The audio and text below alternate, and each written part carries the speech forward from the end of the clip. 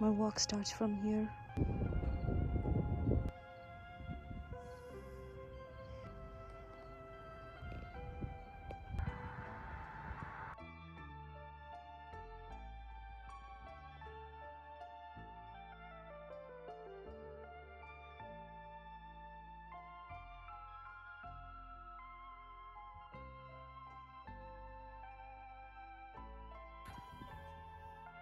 Hello, good morning.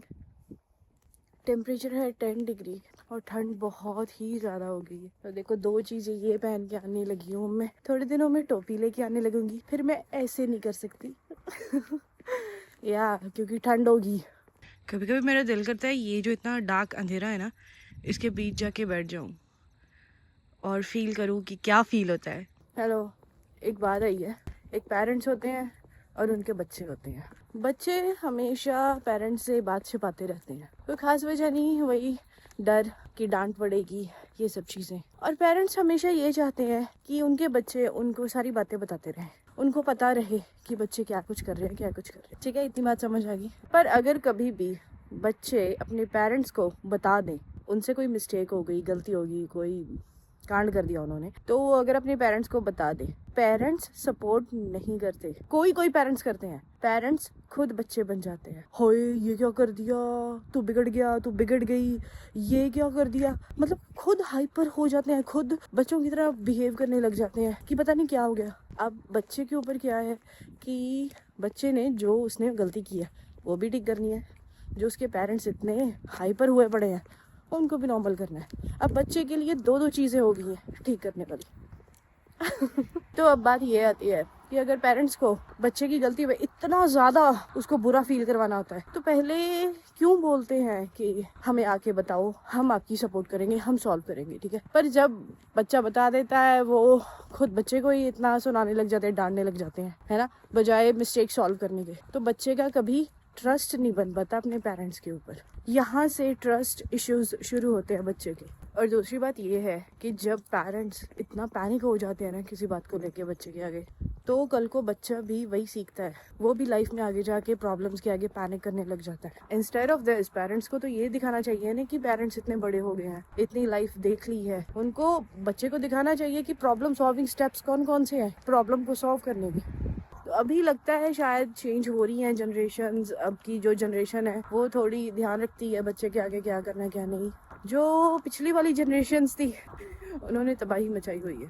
उनके emotional baggages ये वाली जनरेशन झेल रही है। यस। और फिर पिछली जनरेशन बोलती है कि हम कभी रोते नहीं थे, हम कभी ये नहीं करते थे, वो नहीं करते थे। बिकॉज आपके ड्रीम्स, आपके रोना धोना, आपके पैनिक्स, आपकी सारे इमोशनल बैगेजेस आपकी अगले वाली जनरेशन झेल रही है। तो जब मैं घर से चली थी अंधेरा था, अब इतनी रोशनी हो गई है। थोड़ी देर में यहाँ पे ग्रीन की जगह वाइट हो जाएगा क्योंकि स्नो आने लग जाएगी। तो मैं पहुँच गई हूँ।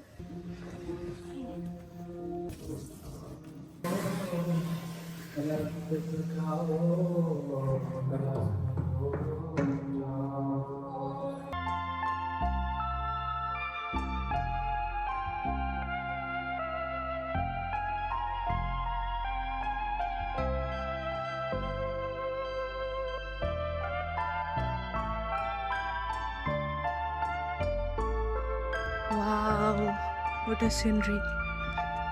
कितना सुंदर लग रहा है आसमान। लुक एट दिस, कितना ज़्यादा सुंदर है।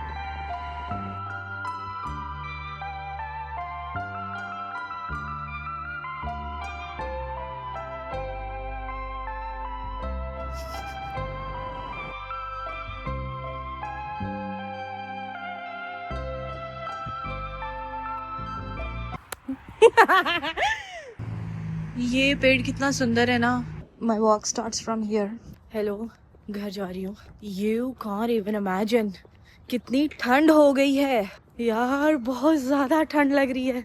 इतने सारे लोग ना इतनी मोटी जैकेट्स पहन के घूम रहे थे यार। ये 2 दिनों में इतनी ठंड कैसे हो गई। तो कल शाम को मैंने हेड बाथ लिया था और अभी ठंड है और मैं बिना टोपी के हूँ।